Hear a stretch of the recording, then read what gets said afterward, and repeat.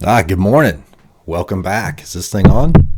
It is on. And is this thing on? It is. And it's coffee, not a beer, because it's Sunday morning. Oh, man. Haven't done a video like this in a while. Wanted to kind of look at things differently in 2023, so I try to do a little more vlog style in some ways, or be a better storyteller in the moment. And then I did some shorts. I'm not a shorts guy, but when your time is limited and you still want to, share something, that's a good way to do it. And then you can come back to the footage later and kind of make a video. And then, so I had some footage, right, from the beginning of the year, from the rest of this year. And I'm always trying to figure out, like, what is this channel about? At the end of the day, it's just a blue collar, skateboard channel. The editing's not great, the filming's not great, the music's not great, but this is my adventure in skateboarding, and the most important part of it is the skateboarding. It's making the time to go skate. Like, that's what this is all about. And the weird part is, the more I make time to go skate, the less time I have to make videos, because my time's pretty limited.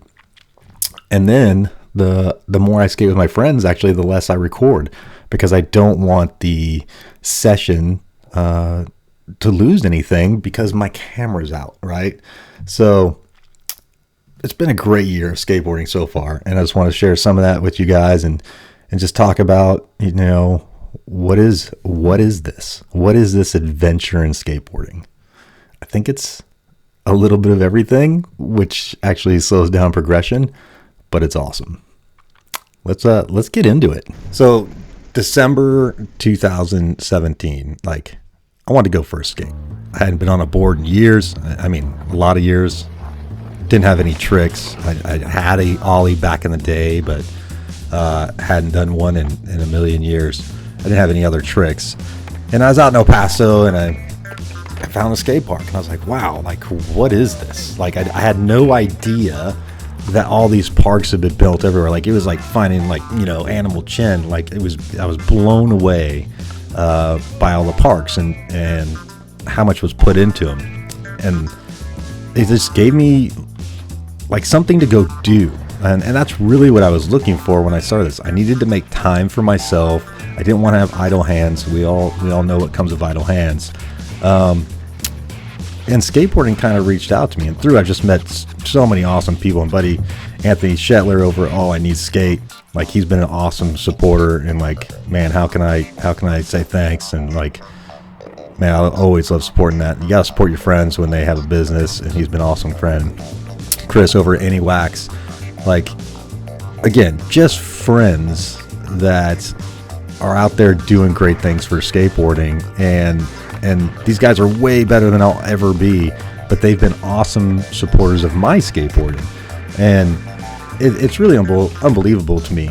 The culture in skateboarding made me want to skate more, made me want to keep skating. From the guys from the El Paso parks, really brought me in. I don't know if I wouldn't have started skateboarding in El Paso if it would have hit me the way it did, but that community out there really brought me in.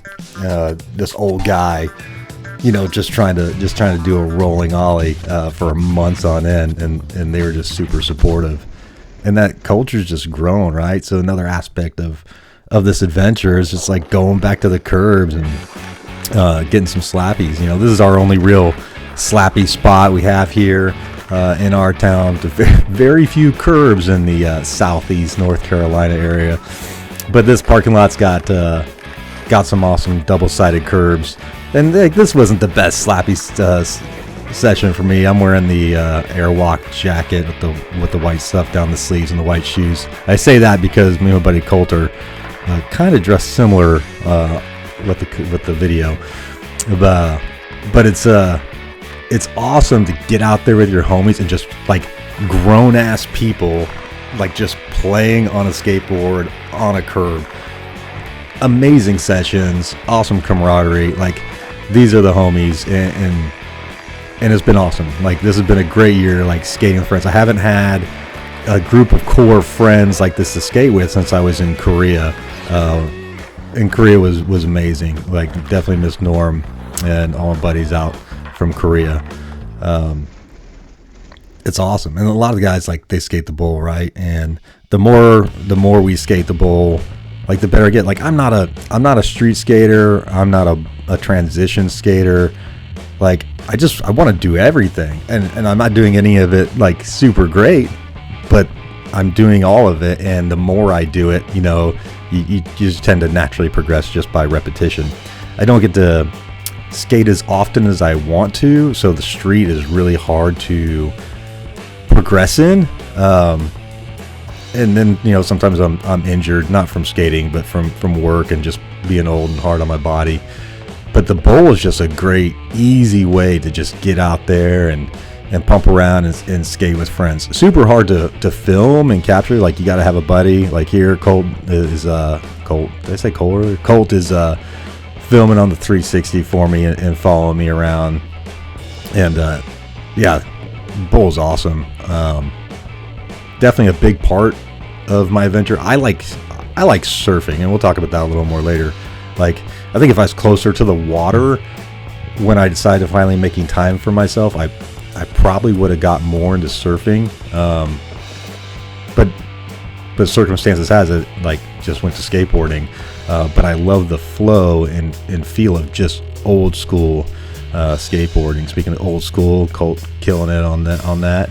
This is the bowl down in Florence. This is about 90 minutes from us. Awesome bowl. We took a trip down there.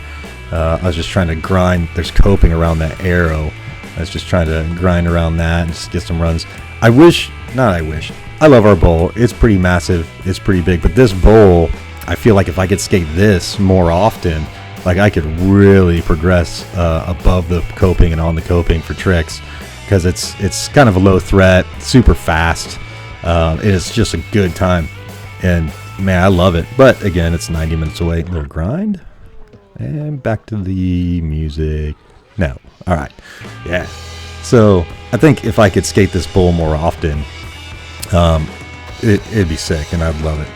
But we're lucky to have what we have. Our park, here's our park right here. This is a little surf line. Pull out my old G&S, and I was like, I just want to do a fast surf line. Like, this is what I love. Like, the tricks I love doing tricks. I love progressing and learning those other things.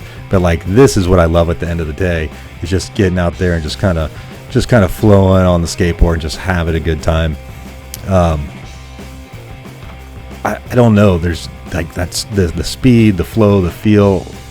It's all got to come together. This board, I love this GNS board. It's one of my favorite boards that I've set up.